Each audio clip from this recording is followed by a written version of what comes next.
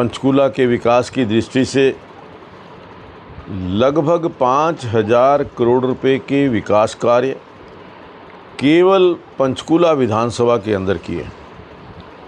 कुछ दिन पहले मैंने एक बुकलेट भी जारी की थी जिसके अंदर वो सारे काम हमने गिनाए थे जो पिछले 10 साल के अंदर हमने पंचकूला के विकास की दृष्टि से किए।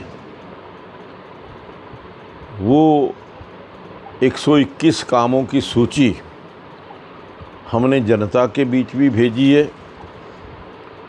और चौधरी भूपेंद्र सिंह हुड्डा जी और भाई चंद्रमोहन जी को भी भेजी है कि उन्होंने कहा कि जनता हिसाब मांग रही है। हमने अपना हिसाब किताब तैयार करके पूरी एक सूची बना करके, कामों की सूची बना करके जनता के बीच में दी है और वो सब काम जो हमने किए हैं उनका विवरण दिया।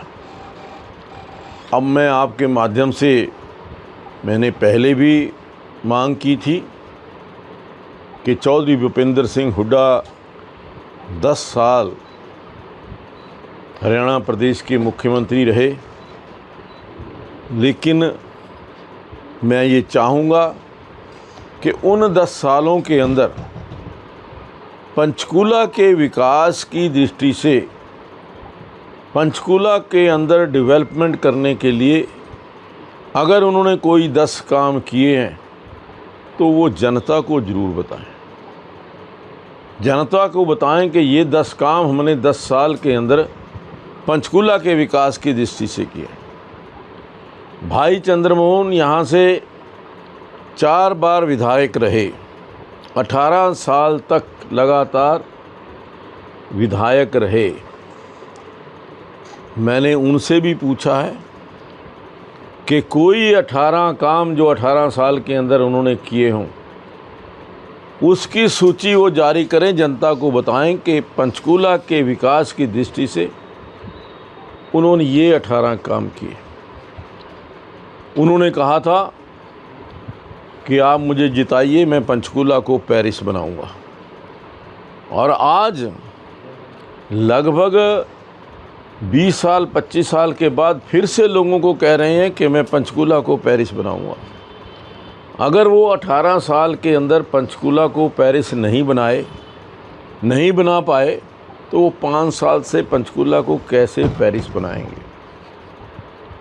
और कई बार ऐसे जो वाक्य उनके मुंह से सुनने को मिलते हैं कि पंचकूला के अंदर 10 साल में कोई काम नहीं हुआ। मैं पढ़ कर के हैरान था, तो मैंने वो जो काम किए हैं सूची जारी की है, वो उन तक भी पहुंचाने का काम किया है कि वो इसको पढ़ लें और ये देखें कि ये काम ज़मीनी स्तर पर हुए हैं या नहीं हुए। हमारा पंचकूला आपसी राजनीतिक मतभेदों का शिकार हुआ। चौधरी भूपेंद्र सिंह हुड्डा मुख्यमंत्री थे, कुमारी शैलजा यहाँ से राज्यसभा की सांसद थी। पंचकूला के अंदर विकास इसलिए नहीं हुआ कि कुमारी शैलजा का क्षेत्र है, इसलिए पंचकूला के अंदर जब तक कुमारी शैलजा यहाँ से सांसद रही तब तक एक भी विकास का काम उन्होंने नहीं किया।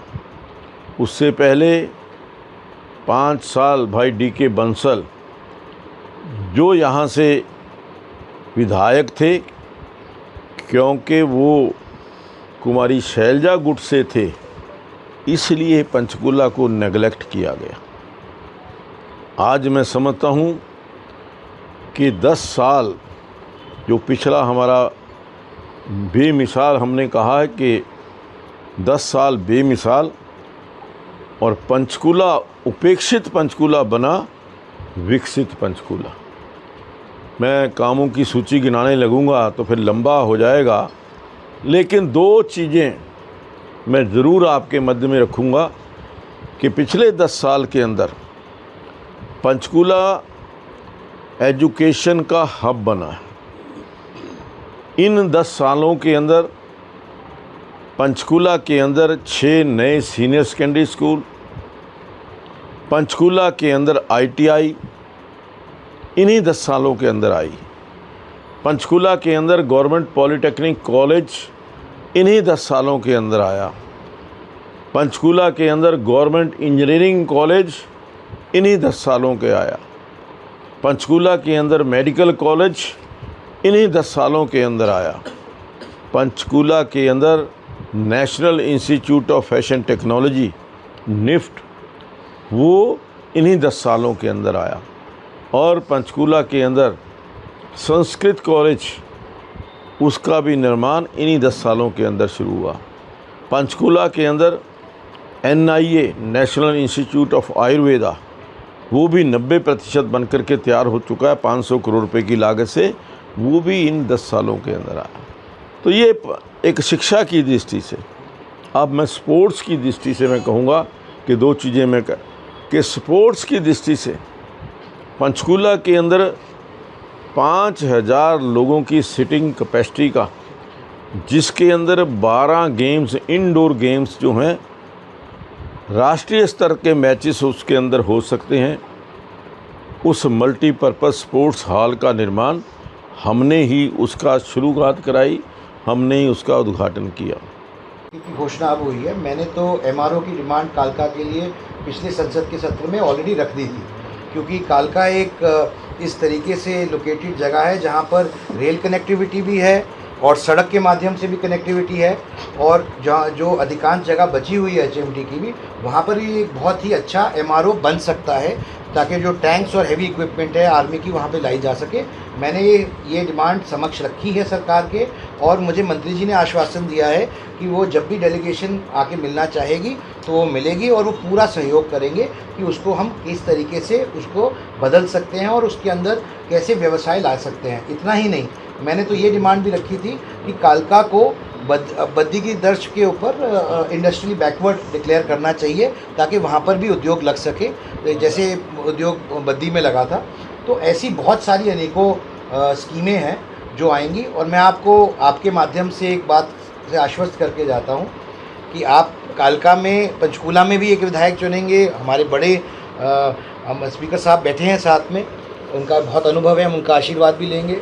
माताजी अगर शक्ति रानी शर्मा जी भी जब विधायक बनेंगी तो मैं कालका की जनता को ये कहना चाहता हूँ कि आप एक विधायक चुनेंगे और आपको एक MP फ्री मिलेगा। साथ के अंदर लोग वोट देते हैं और अपनी आस्था अपने MLA के अंदर जिताते हैं। MLA का एक दायित्व बनता है, चाहे वो पक्ष का हो या विपक्ष का हो।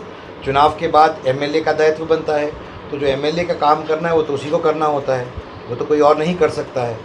तो ये बात कोई मांग नहीं रखी होगी कि वो आप उनसे पूछिए, उसका हिसाब वो ज़रूर देंगे। आप पूछेंगे तो आपको जवाब मिलेगा। जो लोगों के मुद्दे हैं, मूलभूत चीज़ें होती हैं जो उनकी रोज़मर्रा की ज़िंदगी के मुद्दे हैं, जो युवाओं के मुद्दे हैं, रोज़गार के मुद्दे हैं, जो सबसे बड़ी बात है कि जो कालका क्षेत्र कहीं ना कहीं कांग्रेस की सरकार के अंदर भी उसकी अनदेखी हुई है और पिछड़ गया है, उसको वो प्राथमिकता नहीं मिली जो मिलनी चाहिए थी।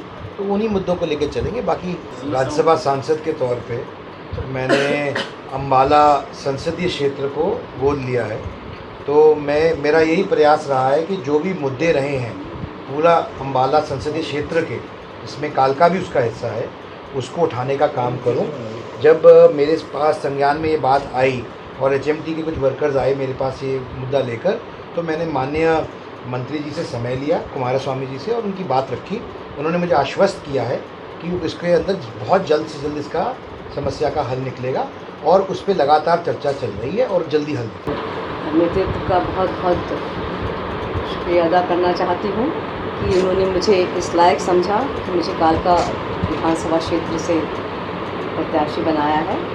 और मेरा 4 साल का एज अ मेयर करियर रहा है। मैंने बहुत काम किया है अम्बाला में, और एक्सपीरियंस रहा है लोगों के साथ, ज़मीन से जुड़े हैं लोगों के साथ, और गरीब से गरीब तबके तक का मेरे को एक्सपीरियंस है। लोगों की मैंने हर मुमकिन सहायता करने की कोशिश की जितनी भी कर सकती हूँ। उसी तरह से क्षेत्र के जो भी लोग होंगे, जो भी उनका कार्य होगा, वो करने की कोशिश करूँगी।